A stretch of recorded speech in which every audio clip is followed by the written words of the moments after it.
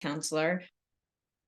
I've been in the field for almost 12 years now, worked in a variety of settings, focusing primarily on substance use disorders, and behavioral health working agency, facility work, all levels of care from detox up to outpatient. I've got experience with private practice, and of course now working with Simplifiance, doing some consulting work and bringing my clinical expertise to the forefront where I can. And so today, talking about the clinical supervision, this is one of the newer pieces we have brought to the software, is helping clients track clinical supervision and document and make the process very easy. In terms of clinical supervision, I think that really the goals of clinical supervision, are really making sure that the clients we serve are safe and maintaining the integrity of our clinical programs. It's also very important to help with professional growth and development, and kind of tracking what's happening with our clinicians, with our clients, and maintaining, those standards. The form that we have created in our software really is just, I love it. And I think it's very easy to use. We allow you to not only maintain, well, let me back up. It is Joint Commission and CARF compliant, which is very important. And it helps track metrics so that we can look at documentation standards and make sure those are being met. Also just kind of looking at maintaining, the just clinical compliance all around. And we can talk more about that and get more into that as we go along, but that's kind of the gist of the clinical supervision and what we're doing on this end with it. Gina, I don't know, do you have any specific questions? Do you want to, that you want to ask, or that anybody wants to ask at this point? That's just kind of the general overview of our clinical supervision. Yeah, I actually do have quite a few questions. I was going to go ahead and see if I can set it up for conversation. I think the first question is, knowing that your area of expertise is working in clinical, how do you define good clinical supervision, particularly in a behavioral healthcare setting? Mm-hmm. I think that it all starts with that, that collaborative relationship. And so good clinical supervision is meeting on a regular basis, having an open, honest relationship where communication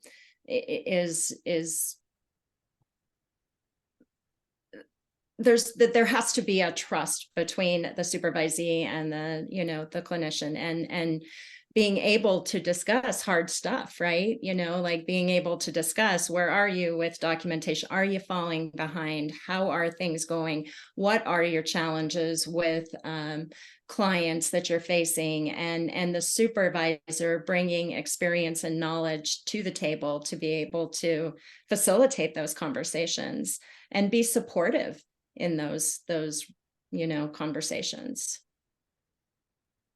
And then we have a question from one of our attendees. Could you outline what types of things should be covered in supervision?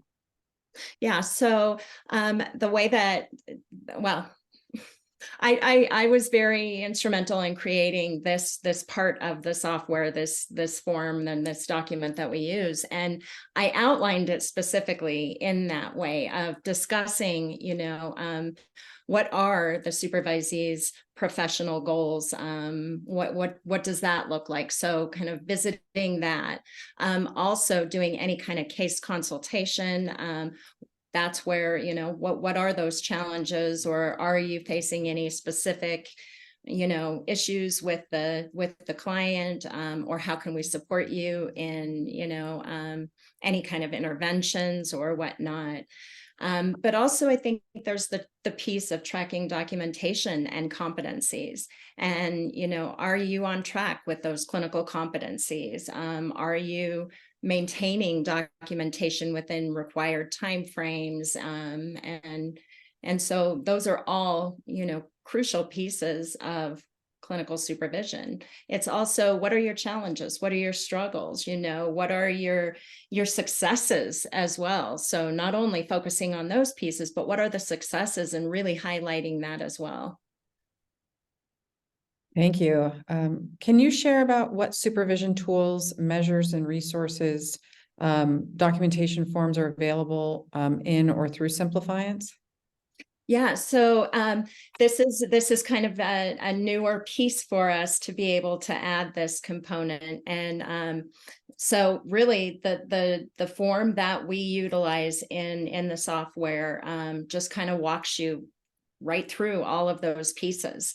The documentation is right there. It's in the software. So even when a surveyor comes, you can pull up and say, hey, here's my supervision. It walks through all of those steps in a very easy manner to document. The supervisor will sign off on it, and then it automatically goes to the supervisee. So, it's full transparency for everybody. The supervisee signs on it. And again, we're meeting all of those Joint Commission and CARF requirements. And it's just easy. I think a lot of clinicians struggle as supervisors. How do I document? What do I need to be documenting? And our software lays it out in such an easy, just go through kind of a manner that and it's all right there. There's no really questions on how do I need to document, what do I need to document, because it's all right there.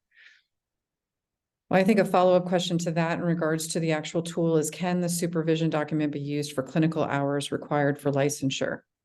So I think, yes, it absolutely can be, because you have clear documentation, a record of when you were meeting with the supervisee, because when we fill out licensure paperwork, we need to know how many hours did you have for supervision, and it's all right there. Everything is just easily accessible and housed right there digitally. So absolutely, it can be. And it can also be on a flip side too, for performance evaluations as well. If you're in an agency and wanting to look at those performance evaluation, when we have to do those every year, which we have to do, you can easily pull the data from there. Simplifiance also allows for reporting, and so you can pull very specific reports as well if you want to. There's different avenues you can take for that. So it serves multiple purposes. Yeah. So a question that we just received is, do you have any suggestions about strategies to be supportive of staff, but also hold supervisees accountable for any kind of issues, or discipline them if they need to? And should these topics be separated? So I think that this tool serves all of those pieces that can be utilized for all of those pieces. And there was a couple questions there, I think, that can you go back? You got it. Absolutely. Yeah. Do you have any suggestions about strategies to support the staff, but I'm assuming meaning support your existing staff, but also hold supervisees accountable for what they're doing with their staff? Yeah. And I think, yes. So, it all starts again with that collaborative relationship and building that relationship and building trust. So I think that's where it all kind of starts. If you can start there, and have, like I said, those tough conversations that, yes, they need to be had. Not everybody is going to be completing all of their documentation. We need to work with our supervisees to express the importance of that, right? And if we have a trusting, collaborative relationship, we should be able to have those conversations openly. And that also, it's not in a punitive way, right? We don't want to be punitive. That's how we support, is we foster a learning environment. But that's also part of building, professional growth and development, is having those conversations of where can you improve, what needs improvement. So I think that for me, it's communication, trust, building that relationship to have good conversations, and having some of those conversations that might be a little bit tougher. Yeah, and I think, that kind of leads into the next question that talks about this idea of how do you have those difficult conversations? How do you provide constructive feedback during clinical supervision that can actually contribute to the improvement of the behavioral healthcare practices that are being offered? A lot of folks really struggle with having those tough conversations. What does that look like when you're doing the supervision with your supervisees? Yeah.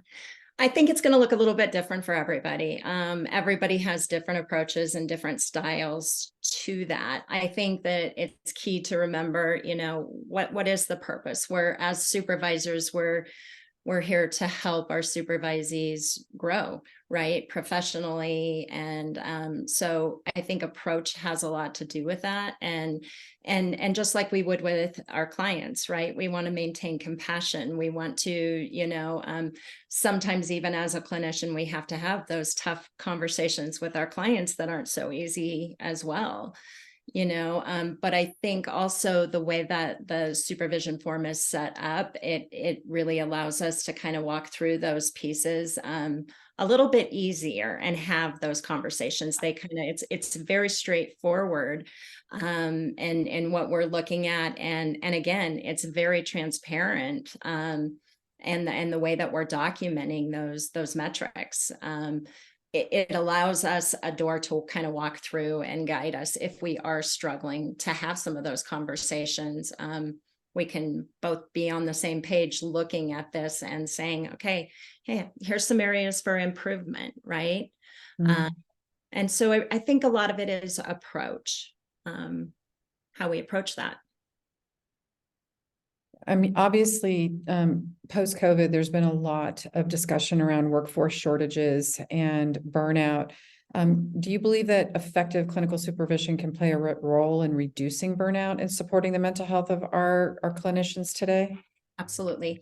I think it's actually key, because I think we can sometimes feel like we're on an island, right? And so having somebody that we can bounce off our ideas, having somebody that we can have those conversations with and say, hey, this is difficult, or hey, let's celebrate this success. It's having a relationship with somebody where we feel safe to, whether we want to vent about certain things, because I think that's important too, right? We have to talk about the transference, the countertransference, and all of those pieces. So I absolutely think that if we're addressing those pieces, and we're talking about it, and we're not shoving that down and trying to manage that on our own, but being able to verbalize our feelings, our thoughts, our challenges, that's crucial. Thank you. And I think the last question before I transition over to Braden, if anyone has any additional questions that they'd like to ask, feel free to type them in the chat. Someone has written here, have you discovered any effective ways to get clinicians to do their documentation on time? I guess that's the big point, on time. And then anything you can share that's been helpful. Yeah. I think it is, documentation, it's, as clinicians, it's ingrained in us. We love working with clients, and that's what we want to do, right? Documentation is always I know for myself, I would much rather be interacting with clients than having to sit down and type a note and do documentation. But I think just really focusing on the importance of, that is part of their care and their treatment. And as we all know, if we don't document it, it didn't happen, right?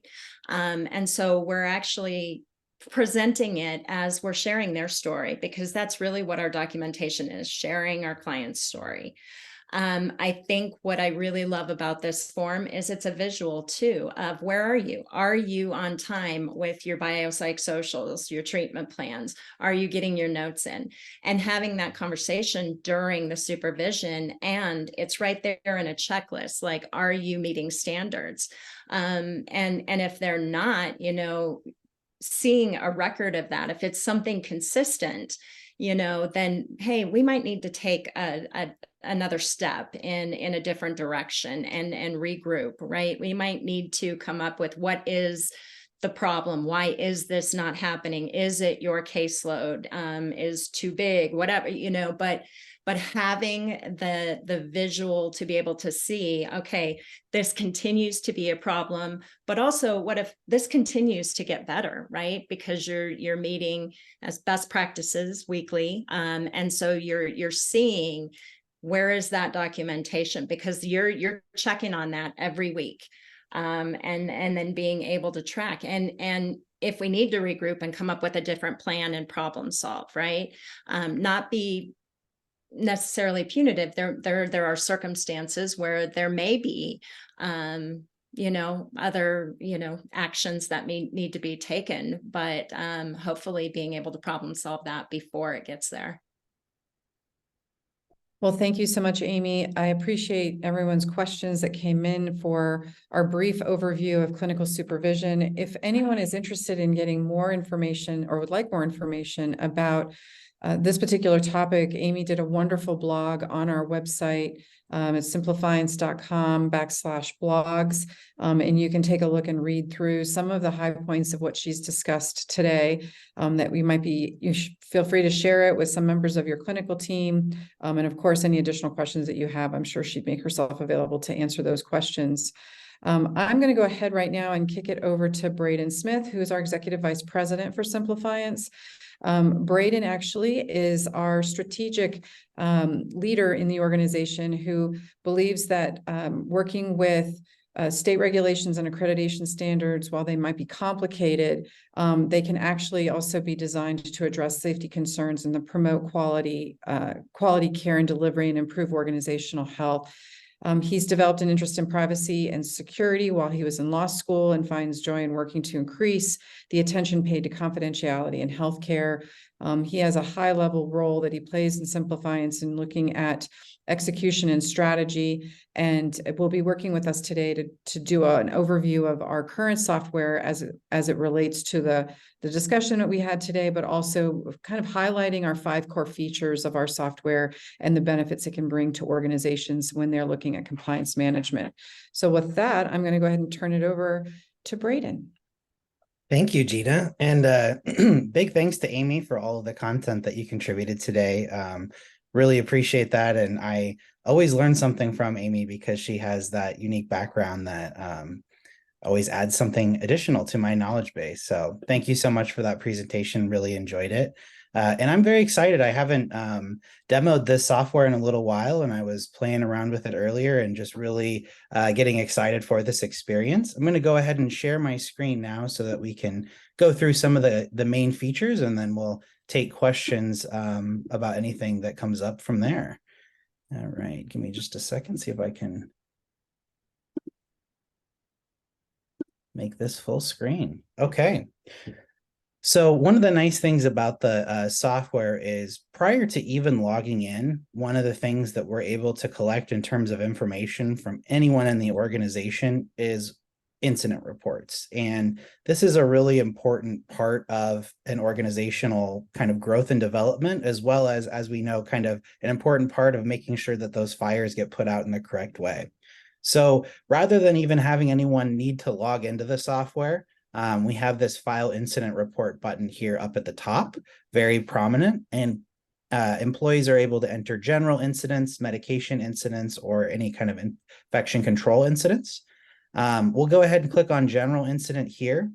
What that does is bring up a form, and a lot of the things that we have here are forms that meet the regulatory requirements, but are also customizable for an organization. So some of these forms may vary, whether you have an outpatient facility or a detox facility or whatever it is that meets your needs of your organization.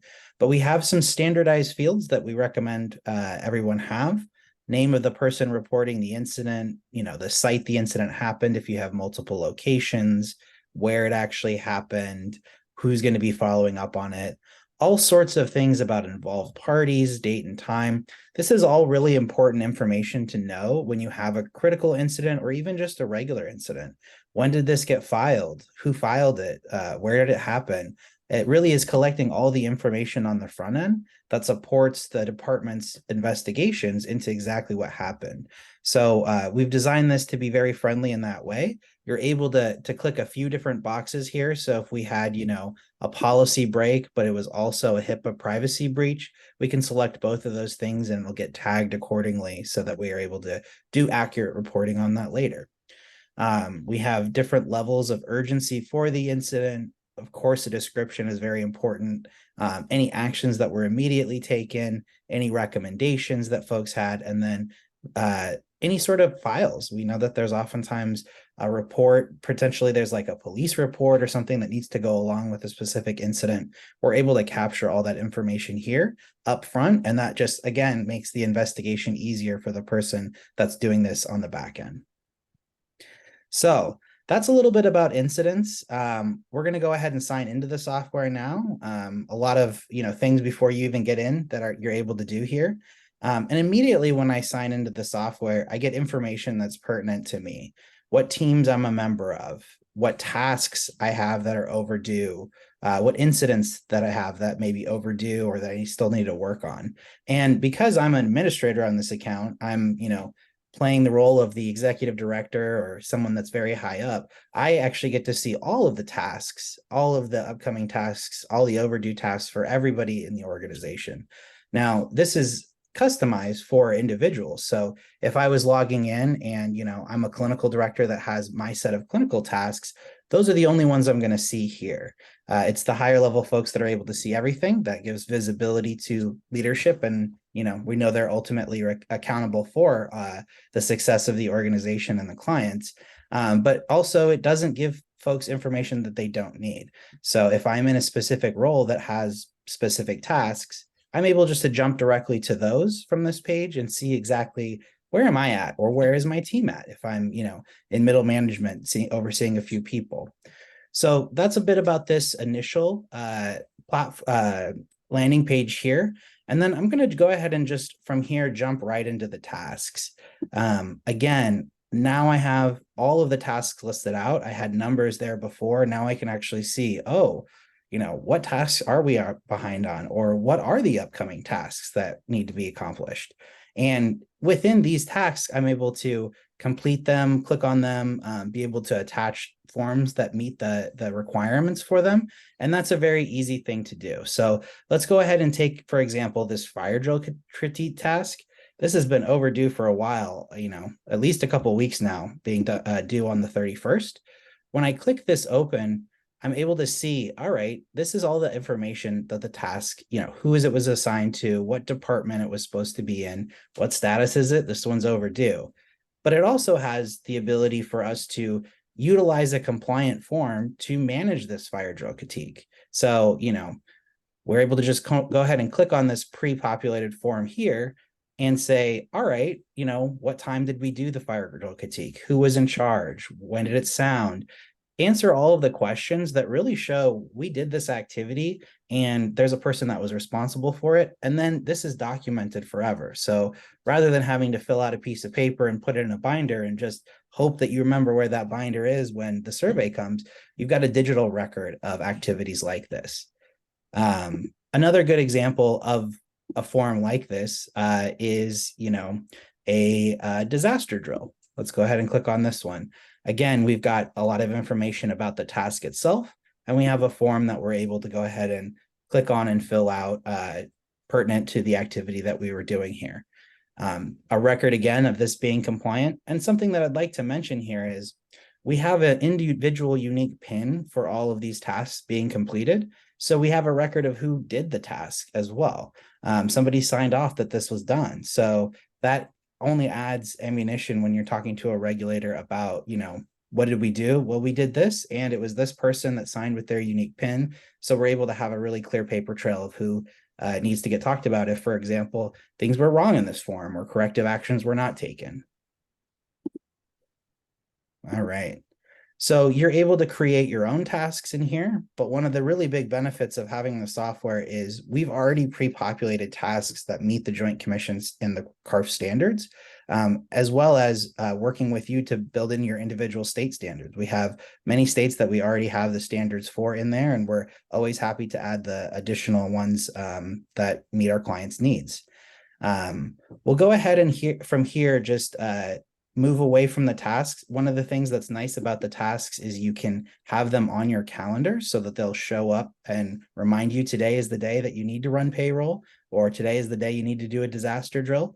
That's a very nice thing as well. And next I'm going to jump to the incidents. So we filled out an incident form at the beginning, or at least we talked through the incident form at the beginning. But of course, we know that that's not the end of what we need to do in terms of activity for an incident.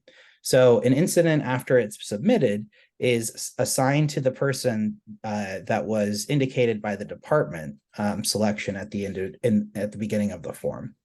So once I'm in a department that gets an incident assigned to me, it will show up in this incidents area, and I'm able to say, okay, we have a general incident report that was done here on, wow, that was done a while ago on the 17th of August.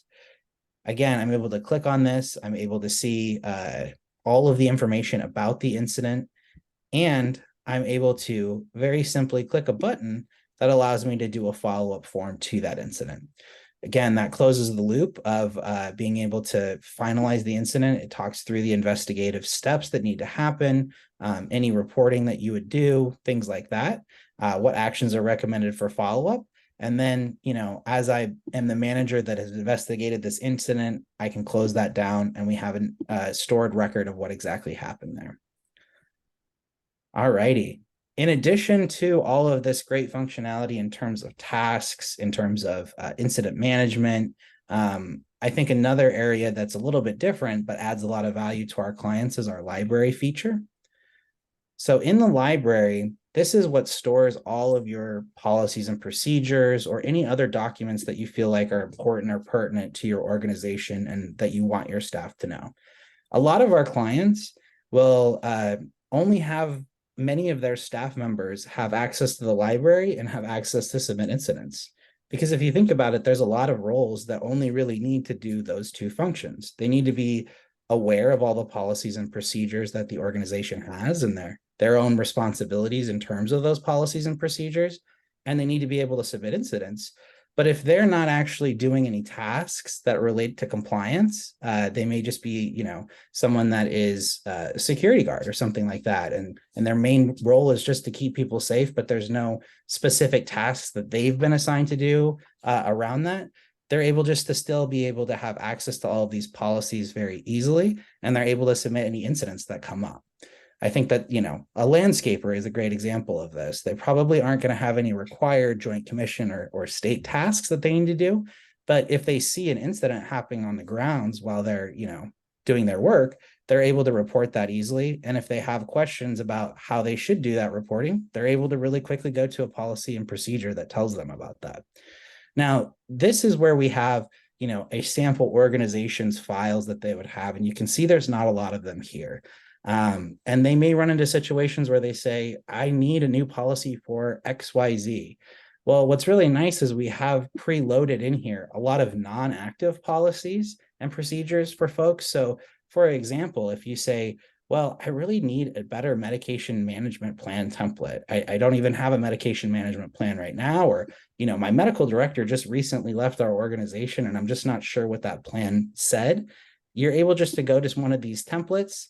You can see it previewed here in a Word document. If you'd like to, you can just go ahead and open it in a new tab, see exactly what the medication management plan looks like. Say, that looks a little bit better than mine, or maybe I can use some this as well as mine to make a few edits. You're very quickly, easy able to download that and go ahead from there. All right, so that's the calendar feature. The last piece that I'd really like to talk about is the reporting feature. Currently, our reporting, we can go ahead and filter by month, quarter, year. We'll go ahead and go year here.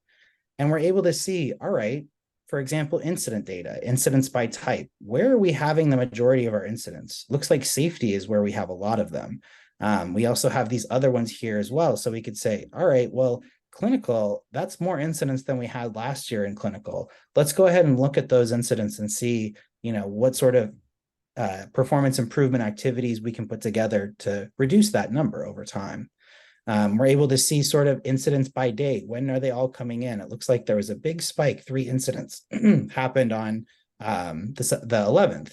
So this is, again, able to sort of map out this data to be able to help with performance improvement activities and track trends across the organization. And as you're able to customize forms, as you're able to, work with us to decide what sort of data you'd like to see, this is able to be customized for you. So you can pull the types of reports that you'd like to see and focus on the areas that meet your specific performance objectives. All righty. So the last feature I'll just show really briefly is we also have a Teams feature. And this one's going to look very large because, again, I have that large view of the organization as an administrator. But if you were on a specific team, like, for example, the incidents team, this is a team that probably got created specifically so that incidents could get triaged to this team. We can click open and see the members of the team. I'm able to assign tasks to the entire incidents team. So everybody that's a member of that team has to complete that task, which is really helpful if you have to do, required trainings or something that everybody in a department or on a team has to complete an activity for. So this has been a kind of a basic overview of the software. I'd love to open it up for questions. We do have, of course, a beautiful new clinical supervision form that Amy has created. And unfortunately, I don't have access to that new one right now because it's such a brand new build, but we would be happy to show that to you in a little bit more detail as well, if you'd like to schedule some future time with us. Thank you so much, Braden, for that demo and for giving us a peek behind the curtain regarding the value of what the software can offer.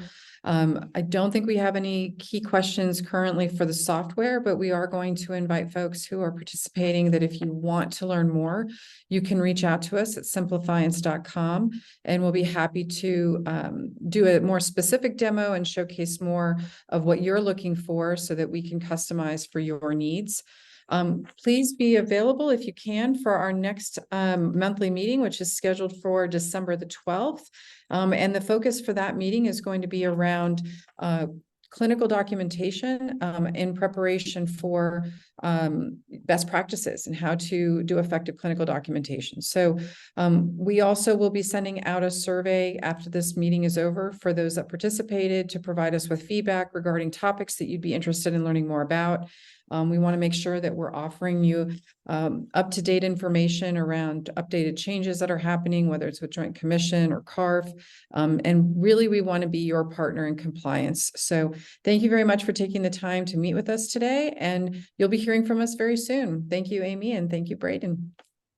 Thank you, Gina. Thank you.